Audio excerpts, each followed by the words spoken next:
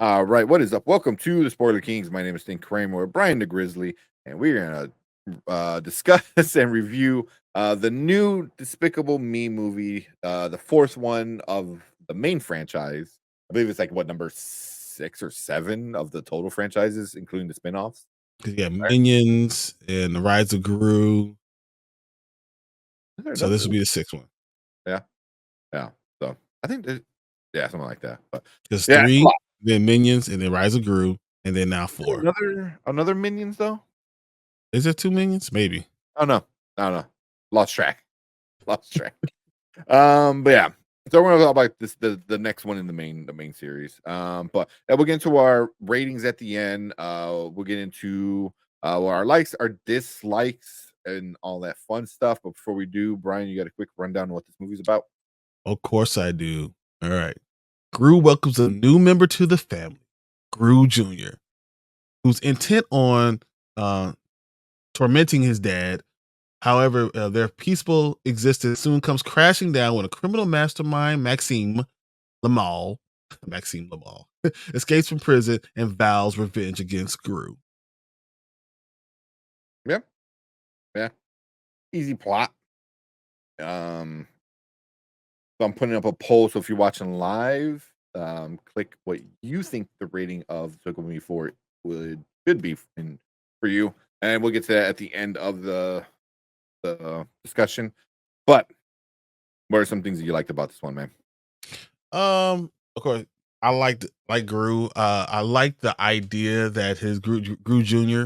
was not feeling him at all. Cause I don't know if you're a dad, we all know that feeling where the baby, you hold the baby is just doing whatever it can to get back to the mother, Yeah, and it sucks. You feel like yeah, you suck as a father, as a parent. You're like, yeah, well, I'm only half as good of a parent. So I thought mhm, that was hilarious. I like seeing the girls growing up a little bit more. Um, I wish they'd be more, but I understand it's only a year, after, even though we haven't seen them in a while. It's only so far. Um, you always had the minions, so that's fun. I love the fact that you got Will Ferrell in this movie because that's just Steve Carell and Will Ferrell together just works. It just works. So I'm all for that. I mean, the storyline was very simple, so it wasn't overcomplicated, and the minions are cute. So those are my most of my good things. yeah, yeah. Um, yeah. Some of my good things are the minions had a few chuckles. You Yeah, know, it wasn't the main ones. What are the main Kevin, Kevin and I forgot Bob, whatever. Bob, These are yeah, like 3 different ones, like as their main ones, which I thought was kind of cool. You know, um, but the minions were cool. Um, got some laughs. The baby I thought was the highlight when it came to like the funny parts. Like you said, mhm. the hating the dad kind of thing, and looking at the mom laughing, and then looking at the dad all angry. It's like a lot of like cute parts. There was a lot of, I guess, like quote unquote physical humor. Where it was more like getting bashed in the face, or getting a banana crammed in his face and stuff like that. So Be yeah, stuck in the vending machine. yeah, stuck in the vending machine, and so yeah, those were kind of like funny with it. The voice acting was really good. I even enjoyed Sofia Vergara as like what was it Valentina, the Really, the girlfriend. it's her voice is so, She has one level. yeah, She yeah. has Sofia Vergara. That's it. Like, yeah, but it fit the character. I thought with being kind of like with the big lip kind of thing. She was kind of goofy looking. That was definitely funny. Because it fit what Maxine was, with being this like pretty boy, but then being a cockroach underneath, which was just stupid. Um, but yeah, I thought that's about it for me with Yeah, the good stuff. yeah, yeah. Um, what about some negatives? What didn't you like about this one? Some of the jokes were hit over the head so many times. Yeah, A lot of the content just wasn't new. It just wasn't new. I was a little upset with that. As I said, I wish the girls. What's up, T? Wish the girls would have grown up a little bit more. I thought once the story was more interesting. The only interesting thing I really enjoyed was the baby, Brew Jr. That was really it. They really didn't focus on Margot, Edith, or Agnes or anything like that. Besides the fact that they had to change their name, they were almost afterthoughts. Mhm. And I really didn't like that. Like Margot is going to school, right? And we think that that's what we're gonna follow her. No, we didn't follow her at all. We followed Gru, and then she just comes in and someone did a glitter bomb on her. Like, okay, so what happened? None of that was even shown. So I Mhm. mean, there's so much that should have been used that just they missed out on. It's almost like they were in a rush to hurry up and get the movie out. Yeah, it kind of felt like that.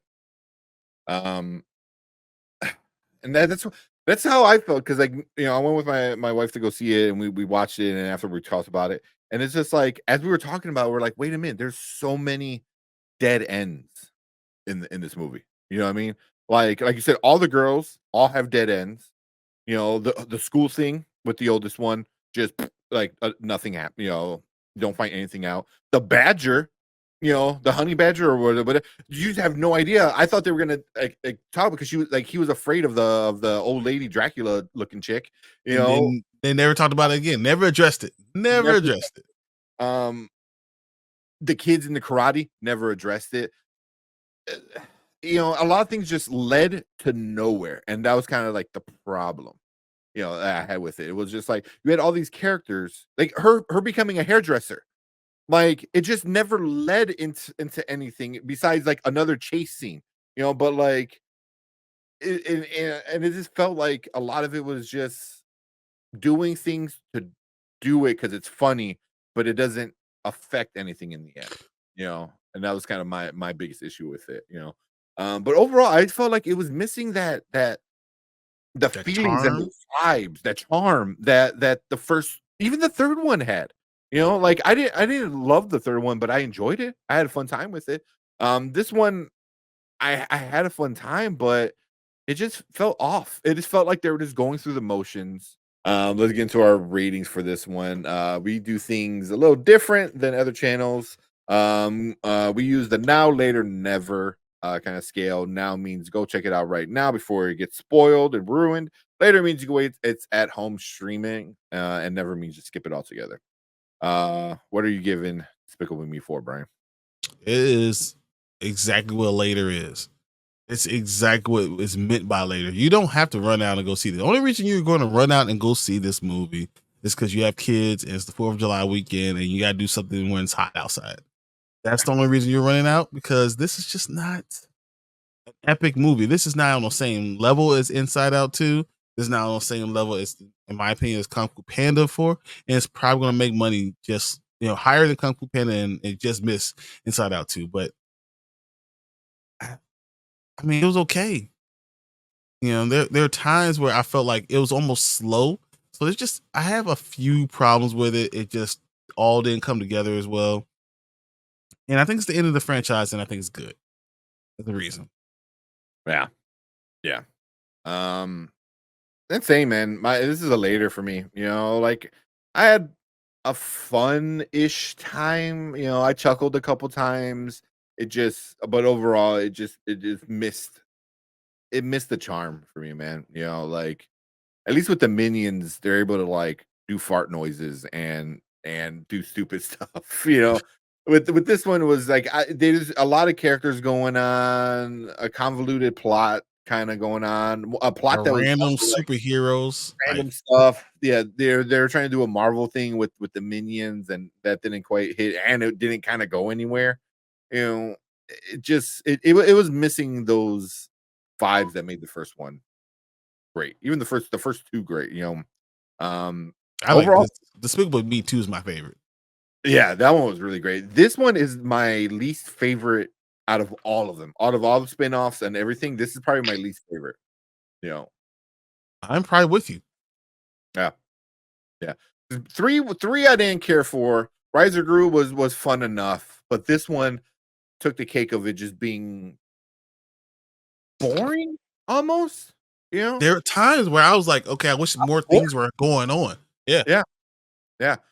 I mean, I have a 2-year-old. Sleep isn't always a thing. I dozed off, like, at one point. Not long, I didn't do a Kenny and slept the whole half of a movie. Sorry for calling you out, Kenny. But I did knock out for, like, a good, like, 2 minutes where I'm like, "What happened?" It's like, I don't wanna snore and the kid next to me is getting mad, so but yeah, it was kinda slow at one point, a few points where I was just like, I was kinda bored, so Like when Gru was going to the uh was it to the club? in the He beginning. went to when he went to the what was it to play tennis? Oh, yeah, yeah, yeah, yeah, I yeah. was like that Wait, whole time I was like, this the has funny nothing part to was do. no, but the funny part was the physical humor that had nothing to do with anything. It was the dude getting just nailed with tennis balls the whole time. That was funny, but it had nothing to do with anything. It was just nothing. So, Despicable Me 4 on Rotten Tomatoes. So the audience score, we'll go with that one first. What do you think the audience? 500 verified, 500 plus verified rating. With the audience, It's gonna be high because most of the kids are going to go see it. Um, I'm gonna go 88. close 90% with the audience. Um, the critics. There's only as of July 4th, there's only 92 critics that rated it so far. What do you think the critics have it at? 50.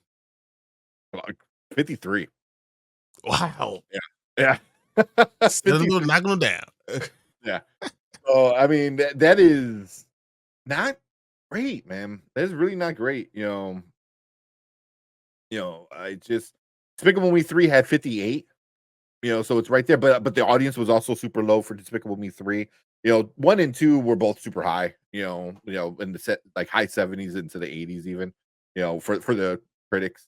Um, I don't know. I can see the audience maybe staying high with it just because Yeah, so I many think people that the audience score is gonna but stay high because you have certain things. You have superheroes, you have the minions, doing have the powers. The story doesn't matter as much because we already know about their lives. yeah. This remind me of a Simpsons episode.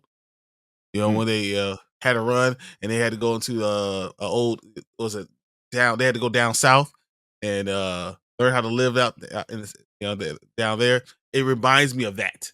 So like, these are things that we've already seen. In the older you are, the more you see the storyline and say, "Hey, I've seen this before," maybe like 3 or 4 yeah, times in 3 different shows.